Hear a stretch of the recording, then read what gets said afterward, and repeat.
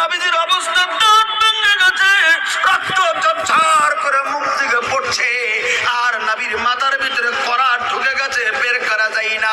তোমায় বিবি তখন তরবারি দিয়ে দিলেন, আর ওই তরবারি হাতে নিয়ে হযরত হানজালা নবীর কথার মান্নার্থ, নবীর কথার ডাক দেওয়া সাড়া দেওয়ার জন্য এবার বাড়ি থেকে বিবির পক্ষের বিবির কাছ থেকে বিদায় লইয়া এবার হযরত হানজালা চলে গেলেন।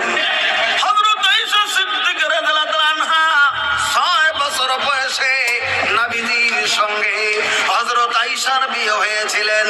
নবীর বয়স তখন 50 পেরিয়ে 51 বছর পড়েছে, আর হযরত আয়েশার বয়স 5 পেরিয়ে কেবল 6 বছর পড়েছে। আহিলা তুমি কালায় আহিলা,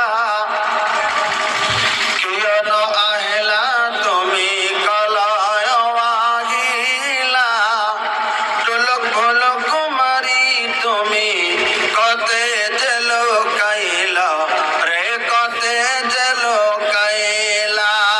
একবার সুবহানাল্লাহ বলেন, একটু জোরে বলেন। যদিও বুঝতে পারেননি, অর্থ ভালো। আমি অসমীয়াতে যেগুলি বাক্য বা কবিতা পড়েছি সব আমার নিজের লেখা, অন্য কারোর লেখা আমি ধরিনি। ট্রেনে বসছি, লিখছি, আসছি, বলছি, এগুলো আমার লেখা কবিতা সবগুলোই। কেউ যদি বলেছে হুবহু তো ধার করে বলেছে, তো আমারগুলো সব আমার নিজের লেখা। অর্থ ভালো আছে, আমি করে বলে দিচ্ছি। কিয়ন আহিলা তুমি কালায় আহিলা, ঢোলক ঢোলক কুমারী তুমি কতে জেল কাইলা রে, কতে জেল কাইলা।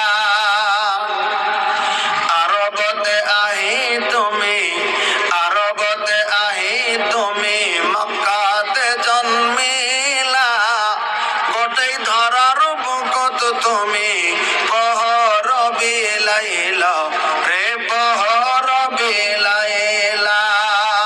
হৃদয়তর বাট তুমি, হৃদয়তর বাট তুমি মুকল করিলা, কিয়ন আহিলা তুমি কালায় আহিলা, কিয়ন আহিলা তুমি কালায় আহিলা, ঢোলক ঢোলক কুমারী তুমি কতে জেল কাইলা রে, কতে জেল কাইলা। হেরা নামর গাত তুমি, হেরা নামর গাত তুমি প্রভুকে মাতিলা, ইসলাম প্রচার করিবলৈ কোরআন লয়া হেলা রে, কোরআন লয়া হেলা। হক দক হক লোকে, হক দক হক লোকে তুমি পাহরিলা, কিয়ন আহিলা তুমি কালায় আহিলা, কিয়ন আহিলা তুমি কালায় আহিলা, ঢোলক ঢোলক কুমারী তুমি কতে জেল কাইলা রে, কতে জেল কাইলা। আমার ভাইরা 100% বুঝতে পেরেছেন কি বললাম আমি কবিতায়? বুঝতে পেরেছেন? বুঝতে পারেননি, আসলে আমি বানিয়েছিলাম আপনাদের কাছাকাছি, ঝাড়খণ্ড থেকে বেশি দূর হবে না এই সাইড দিয়ে বাংলাদেশ। এই বাংলাদেশের একটা বক্তা ছিল অনেকদিন আগে, লোকটা অবশ্য মারা গেছে, তার নাম তোফাজ্জল ইসলাম ভৈরবী। আপনারা অনেক বক্তব্য বাংলাতে শুনেছিলেন। তোফাজ্জল উনি একটা গজল গিয়েছিলেন, তারই মোটামুটি মিল করে অসমীয়াতে বানিয়েছিলাম। উনি বলছিলেন, ভালো করে শুনেন এবার বুঝবেন। আমি বলছিলাম, আকাশে লক্ষ তারার জনক জ্বলেছে, আল্লাহ তাআলার রহমতেরই দুয়ার খুলেছে, হায় রে আল্লাহ তাআলার রহমতেরই দুয়ার খুলেছে। নারে তাকবীর! আকাশে লক্ষ তারার জনক জ্বলেছে,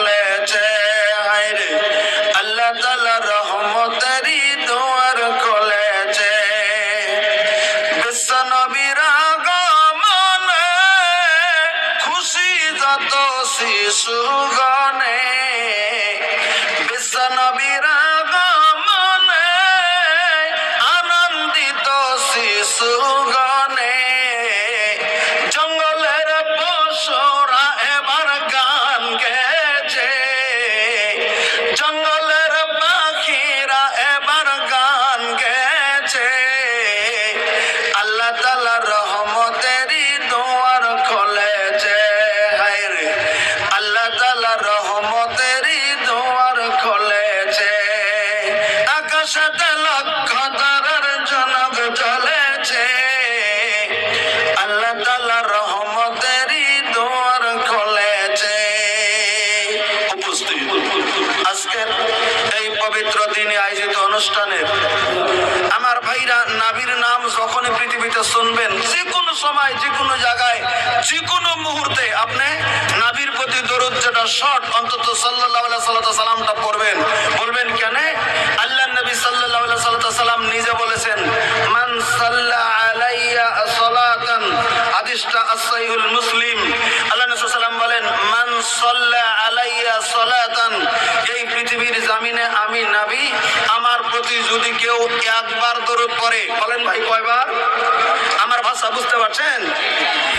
একবার যদি দরুদ পড়ে কেহ নবীর উপরে, কাহ যদি একবার নবীর উপরে দরুদ পড়ে, কয়বার বলছি? একবার। একথা নবী বলেছেন। আল্লাহ নবী সাল্লাল্লাহু আলাইহি ওয়াসাল্লাম বললেন, সাল্লাল্লাহু বিহা আশরান, আল্লাহ তাআলা আর বসে থাকছেন না, আল্লাহ সঙ্গে সঙ্গে ওই লোকটির প্রতি 10টি রহমত নাজিল করে। সুবহানাল্লাহ জোরে বলেন, একটু জোরে সুবহানাল্লাহ বলেন। তাহলে আমরা নবীর প্রতি দরুদ করব একবার, আল্লাহ আমাদের প্রতি রহমত নাজিল করবে কয়বার? 10 বার। দ্বিতীয় নম্বরে আরেকটি হাদিস আছে, হাদিসটা সহিহ, জয়ীফ নয়, জাল জয়ীফ তো কিছুই না, হাদিস সহিহ।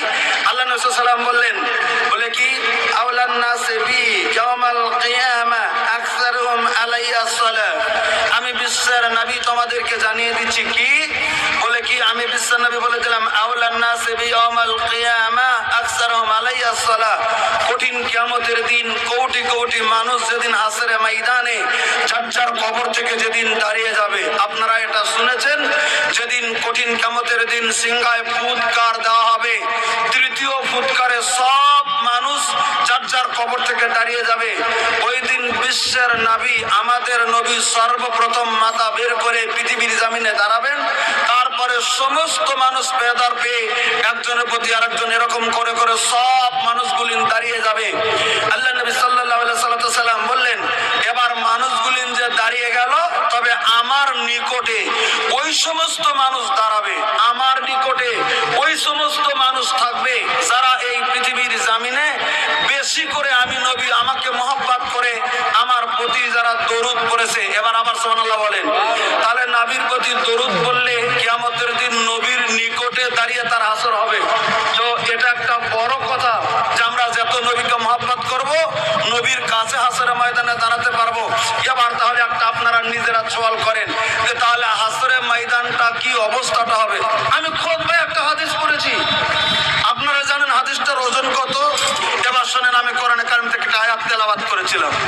আল্লাহ রাব্বুল আলামিন বলেন, আমার নবী সম্পর্কে বলছিলাম আমি পৃথিবীর জমিনে, আল্লাহ রাব্বুল আলামিন বলেছেন পবিত্র কোরআনে, আন-নাবিয়্যু আওলা বিল মুমিনিনা মিন আনফুসিহিম, আমার নবীজি, দিনের নবী, মুমিন মানুষের কাছে তাদের জান থেকে বেশি মহব্বতের পাত্র।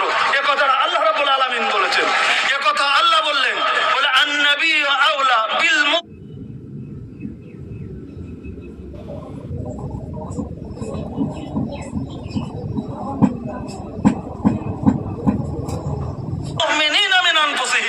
মুমিন মানুষের কাছে আমার নবী তার জান থেকে বেশি মহব্বতের পাত্র। প্রশ্ন যদি করেন এটা কি প্রমাণিত? হ্যাঁ প্রমাণিত। আপনারা জানেন আমার বিশ্বের নবী এই পৃথিবীর জমিনে যখন উহুদের ময়দানে চলে গিয়েছিলেন, দরদের নবী আমার, উহুদের ময়দানে আপনারা জানেন যে উহুদের ময়দানে আমার বিশ্বের নবীর রুবাইদাত শহীদ হয়ে গিয়েছিল।